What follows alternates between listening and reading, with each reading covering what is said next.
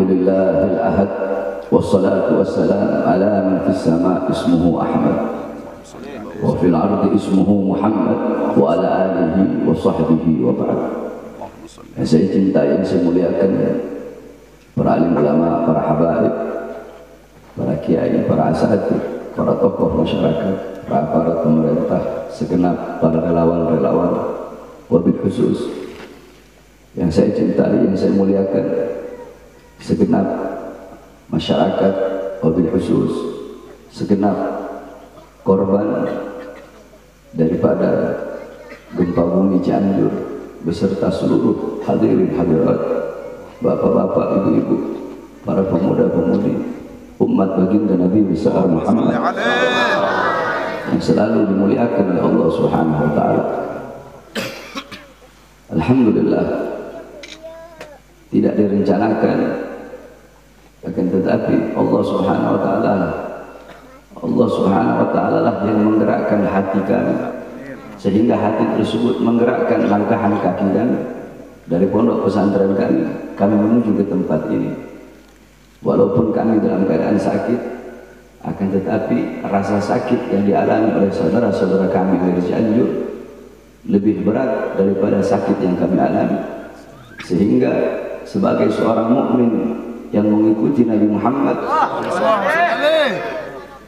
maka rasa sakit yang dirasakan oleh saudara-saudara kami dari Cianjur itu pun merupakan bagian daripada rasa sakit kami. Sebagaimana dijelaskan oleh Rasulullah SAW dalam hadis, Rasulullah bersabda, "Mathalul mu'min mathalul jasad, idza ishtaka minhu 'udwun tada'a sa'irul jasad bis-sahri wal humma." Nabi besar Muhammad beliau bersabda, perumpamaan seorang mukmin, mathalul mu'min fi tawaddihim wa ta'atufihim wa tarahumihim, perumpamaan seorang mukmin di dalam saling mencintai, di dalam saling menyayangi, di dalam saling tolong-menolong, di dalam saling membantu, itu bagaikan perumpamaan satu badan, bagaikan satu badan, bagaikan satu tubuh, bagaikan satu jasad. Apabila ada sebagian daripada anggota tubuh, anggota badan yang merasakan sakit, maka seluruh anggota tubuhnya akan merasakan sakit. Seluruh anggota tubuhnya akan merasakan demam. Apabila kelingking kita sakit, tidak mungkin hanya kelingking itu saja yang sakit. Seluruh dari ujung rambut sampai ujung kaki akan merasakan rasa sakit yang diderita oleh kelingking tersebut. Begitulah perumpamaan seorang mukmin, yakni rasa sakit yang dialami oleh saudara-saudara semua yang ada di Cianjur, rasa sakit kalian adalah rasa sakit kami. Penderitaan yang kalian alami adalah penderitaan kami. Luka kalian luka kami, duka kalian duka kami, rasa sakit kalian rasa sakit kami, air mata kalian air mata kami, darah kalian yang jatuh yang tumpah itu adalah darah kami yang jatuh dan tumpah. Saudara-saudara yang kehilangan harta benda sama seperti kami kehilangan harta benda kami. Saudara-saudara di sini yang kehilangan anak-anak yang menjadi yatim, yang kehilangan orang tuanya, orang tua yang kehilangan anaknya, sama seperti kami kehilangan anak-anak kami dan kehilangan orang tua kami. Istri-istri yang menjadi janda yang kehilangan suaminya, suami-suami yang kehilangan istrinya, sama seperti kami kehilangan istri-istri kami dan kehilangan suami-suami kami. Sudah seperti itulah seharusnya seorang mukmin di dalam saling mencintai, menyayangi. Apabila ada seorang mukmin, apabila ada seorang muslim yang tidak merasakan sakit, apabila ada saudaranya yang ditimpa kesakitan, ditimpa penderitaan, ditimpa musibah, ditimpa bencana, dia tidak merasakan rasa sakit yang dirasakan oleh saudara-saudara yang ditimpa musibah dan bencana, maka tidak pantas orang tersebut dikatakan seorang mukmin, saudara-saudara. Oleh karenanya kedatangan kami kemari yakni semata-mata untuk turut serta merasakan daripada rasa sakit yang saudara-saudara rasakan, untuk secuil menanamkan dalam hati saudara-saudara yakni kesabaran kepada Allah Subhanahu wa taala atas segala bencana dan musibah yang Allah Subhanahu wa taala berikan. Sebagaimana dalam hadis bahwasanya Rasulullah SAW bersabda bahwasanya Allah Subhanahu wa taala yaqul, Allah Subhanahu wa taala berfirman di dalam hadis qudsi, Ibnu Adam In sabarta wahtasabta, sesungguhnya anak Adam, apabila engkau bersabar dan apabila engkau ikhlas atas musibah yang aku berikan, kata Allah dalam hadis qudsi, maka tidak ada pahala yang lebih besar yang aku ridhoi selain surga bagi orang-orang yang sabar dan ikhlas atas musibah yang Allah Subhanahu wa taala berikan. Di dalam athar diceritakan, di akhirat ada seorang hamba yang akan dimasukkan neraka oleh Allah, mau dimasukkan ke neraka oleh malaikat Zabaniyah. Ketika orang tersebut mau dimasukkan ke dalam neraka, tiba-tiba Allah berkata kepada malaikat Zabaniyah, wahai Zabaniyah, jangan engkau masukkan orang tersebut ke neraka, karena sudah cukup aku siksa dia, sudah cukup aku berikan dia di dunia penderitaan, aku berikan dia rasa sakit, aku berikan dia rasa kehilangan, maka di akhirat tidak akan aku beri lagi dia penderitaan, aku masukkan dia ke surga tanpa adanya hisab. Dijelaskan oleh para ulama, anna sabra yusayyirul abida muluka, sesungguhnya kesabaran, keikhlasan di dalam menghadapi sesuatu itu bisa menjadikan seorang budak bisa menjadi raja karena kesabaran. Alam tara Yusuf wa Zulaiha, tidak pernahkah engkau melihat, engkau mendengar kisah Nabiullah Yusuf dan Siti Zulaiha, bagaimana kesabaran Nabiullah Yusuf ketika diberi ujian oleh Allah, di penjara selama puluhan tahun, beliau sabar, beliau ikhlas karena kesabaran beliau yang awalnya budak, beliau menjadi raja. Ini adalah awal Allah Subhanahu wa taala mengangkat derajat saudara-saudara semua. Oleh karenanya kita sama-sama duduk pada malam hari ini bersolawat kepada Rasulullah. Semoga dengan berkah sholawat Allah angkat segala macam bencana, Allah angkat segala macam musibah, Allah berikan ketabahan. Dan yakinlah demi Allah, kehilangan yang saudara-saudara alami, kehilangan apapun, harta, benda, orang tua, orang-orang yang dikasihi, kehilangan tersebut besok-besok akan Allah ganti dengan sesuatu yang lebih indah, akan Allah ganti dengan sesuatu yang lebih mulia, akan Allah ganti dengan sesuatu yang lebih bernilai, dengan sesuatu yang lebih berharga apabila saudara-saudara bersabar dan ikhlas atas segala macam musibah yang Allah Subhanahu wa taala berikan. Saudara-saudara, jangankan kita, jangankan saudara-saudara, di zaman Rasulullah SAW itu pun pernah dilanda gempa bumi, yakni di Makkah. Ketika Rasulullah SAW, ketika beliau sedang naik di atas gunung, pendapat Imam Ad-Darul Qutni itu gunung Thabir, pendapat Imam Bukhari Muslim itu gunung Uhud.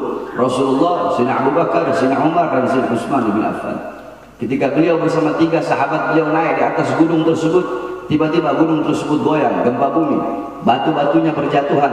Nabi Muhammad meletakkan tangan sucinya di atas gunung tersebut. Kemudian Nabi Muhammad berkata, belum saatnya bagimu, belum saatnya bagimu. Ketahuilah di atas engkau ada seorang Nabi, di atas engkau ada seorang Siddiq, maksudnya Abu Bakar As-Siddiq, di atas engkau ada 2 orang syahid, yaitu Sayyidina Umar dan Sayyidina Utsman bin Affan. Tiba-tiba gunung tersebut berhenti dan mengikuti perintah Nabi Muhammad untuk diam. Seketika itu Nabi Muhammad berkata kepada para sahabat, dosa apa yang telah kalian lakukan? Maksiat apa yang telah kalian lakukan sehingga Allah berikan gempa bumi ini walaupun sesaat? Di zaman Sayyidina Umar ibn Abdul Aziz, ketika itu ditimpa zilzal, gempa bumi. Kemudian Sayyidina Umar bin Abdul Aziz mengirimkan surat kepada para gubernur-gubernur yang isi suratnya, bertobatlah kalian wahai para gubernur, keluarkan harta kalian, sedekahkan di jalan Allah untuk menolak datangnya bala dan bencana dari Allah Subhanahu wa taala. Sayyidina Ka'ab ibn Malik radhiyallahu anhu, beliau pernah ditanya pendapatnya tentang zilzal, tentang gempa bumi. Apa jawab beliau? Tidaklah terjadi gempa bumi tersebut melainkan terlalu banyak hamba-hamba yang berbuat dosa, berbuat maksiat, berbuat salah di muka buminya Allah, sehingga bumi saking ketakutan, bumi tersebut berguncang karena takut kepada Allah. Bumi itu gemetar. Orang kalau takut gemetar. Nah, bumi dia gemetar karena takut kepada Allah Subhanahu wa taala. Kenapa? Karena terlalu banyak hamba-hamba yang berbuat dosa di atasnya. Sayyidatuna Aisyah radhiyallahu anha pernah ditanya oleh Sayyidina Anas ibn Malik pendapat beliau tentang gempa bumi. Apa jawab beliau?